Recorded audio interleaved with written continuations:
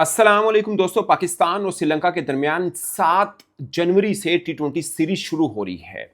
7, 9, 11 ये 3 डेट्स रखी गई हैं। पाकिस्तानी तकरीबन कोई 11 क्रिकेटर्स बनते हैं जो डिफरेंट लीग्स खेल रहे हैं। इनमें से काफ़ी क्रिकेटर्स ने अभी फिल वक्त वक्फा ले लिया उन लीग से। वो कौन कौन से नाम बताऊंगा। और दूसरी खास एक न्यूज़ जो आपने मीडिया पे चलते हुए देखी, पाकिस्तान ने जो इब्तदाई नाम है वर्ल्ड कप 2026 के लिए, टी20 वर्ल्ड कप 2026 के लिए, वो आईसीसी को भिजवा दी हैं। तो फिर आपके जहन में आएगा सवाल कि पाकिस्तान ने फिर अनाउंस क्यों नहीं किए।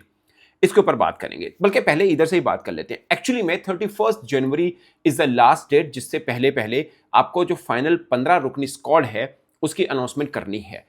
और जब वो अनाउंसमेंट हो जाएगी 31 जनवरी तक आपके पास टाइम है कि आप उसमें चेंज कर सकते हैं विदाउट टेलिंग आईसीसी। कोई भी जरूरत नहीं है। बट 31 जनवरी के बाद भी आप चेंज कर सकते हैं। उससे पहले आपको फिर टेक्निकल कमेटी से अप्रूवल लेनी पड़ेगी आईसीसी की। सो ये जो पूरा महीना है, लाइक 1 जनवरी समझ लें, 1, 2, 3 जनवरी, अब अपने इब्तदाई नाम अनाउंस कर देते हैं कि हमारे ये कुछ खिलाड़ी हैं, टेंटेटिव नेम्स हैं। बट हम 31 से पहले पहले फाइनल स्क्वाड भी अनाउंस कर देंगे। कुछ टीमें ऐसी हैं जैसे इंडिया है, ऑस्ट्रेलिया, इसके अलावा इंग्लैंड है, साउथ अफ्रीका ने कल अनाउंस कर दी है। ये वो खिलाड़ी हैं, मतलब बाकी ओमान, अफगानिस्तान, इन्होंने भी अनाउंस कर दी हुई है जिन्होंने फाइनल स्क्वाड अनाउंस कर दिया कि ये हमारा फाइनल स्क्वाड है। बट फिर भी वो 31 से पहले पहले चेंज कर सकते हैं। जैसे हेजलवुड, पैट कमिंस और टिम डेविड, उसको सब्जेक्ट टू फिटनेस रखा हुआ है। अगर खुदा ना खास्ता वो फिट नहीं होते तो चेंज कर सकते हैं 31 जनवरी से पहले पहले। बट जैसे ही 31 की डेट क्रॉस करेगी उसके बाद अगर कोई चेंज करना है तो आईसीसी की टेक्निकल कमेटी की अप्रूवल के बगैर नहीं हो सकता। अब आप कहेंगे कि आईसीसी टेक्निकल कमेटी क्या मना कर सकती है कि अगर कोई बोर्ड कहे कि हमें ये खिलाड़ी चेंज करना है फलां खिलाड़ी से, तो क्या वो मना कर देगी?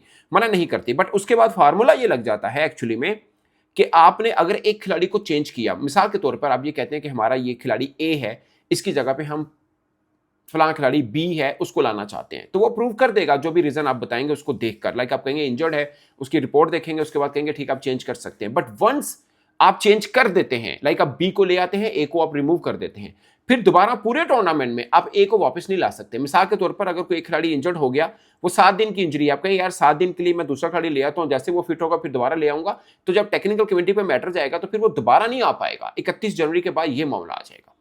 ये मैं सिर्फ बताने के लिए। पाकिस्तान ने जो आईसीसी को नाम भिजवाए हैं कोई बहुत ज्यादा इंपॉर्टेंस रखते नहीं है, क्योंकि वो हम सारे के सारे नाम भी आप चेंज कर सकते हैं, कोई प्रॉब्लम नहीं है। एक्चुअली में पाकिस्तान क्रिकेट बोर्ड ने जो फाइनल स्क्वाड अनाउंस करना है वो श्रीलंका टूर के बाद करेंगे। जब हमने ऑस्ट्रेलिया के खिलाफ टी20 सीरीज खेलनी है उसी बीच में हमारा वर्ल्ड कप स्क्वाड भी अनाउंस हो जाएगा, क्योंकि कुछ क्रिकेटर इसमें बाबर आजम है, हारिस रऊफ है, वो बिग बैश खेल रहे हैं, शहीन शाह अफरीदी इंजर्ड हैं। अभी जो इब्तदाई नाम है उनमें ये तीनों नाम शामिल हैं।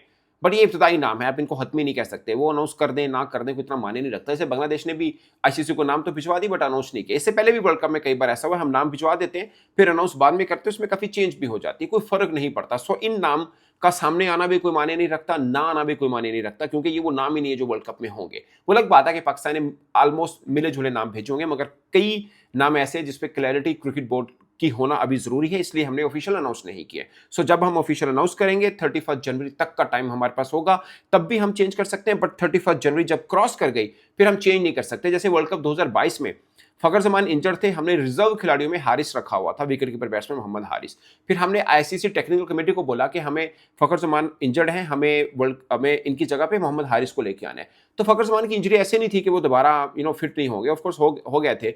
मगर जब आपने आईसीसी टेक्निकल कमेटी वाला मैटर आ जाता है, यानी वो डेट गुजर जाती है, उसके बाद हम दोबारा फखर जमान को नहीं ले पाए थे। फिर हमने हारिस के साथ ही पूरा वर्ल्ड कप खेला था।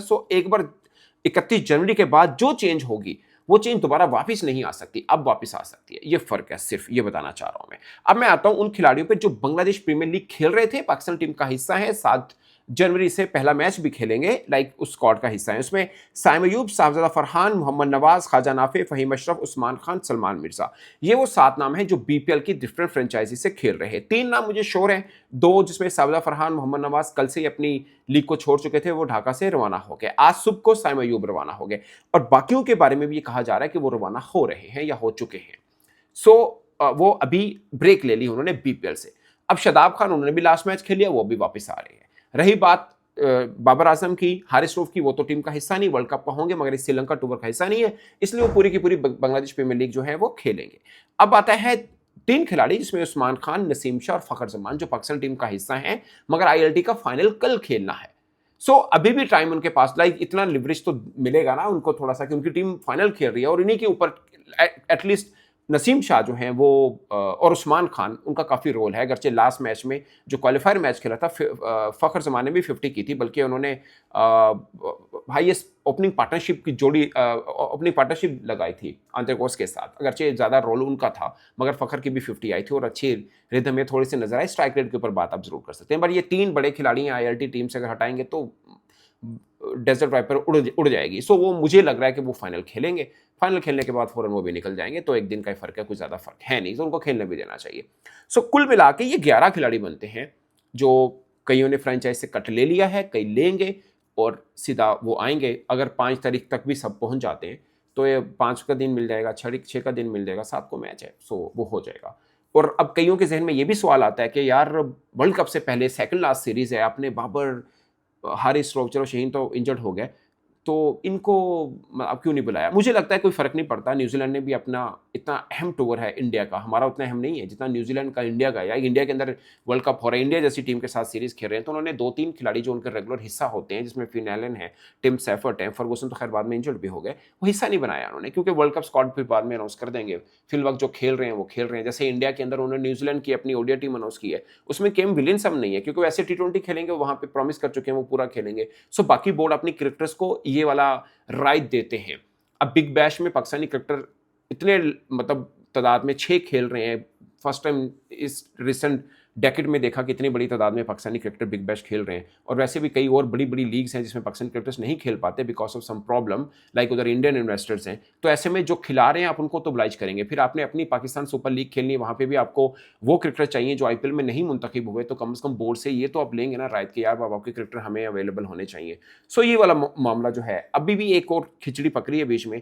न्यूजीलैंड कि वो खिलाड़ी जो IPL खेल रहे हैं वो तो चलो खेल रहे हैं, बाकी खिलाड़ी जो बच जाने हैं चलो वो हम ले सकते हैं, मगर फिर न्यूजीलैंड ने अप्रैल में सीरीज खेलनी है बांग्लादेश के साथ और वो 2 मई तक चलेगी।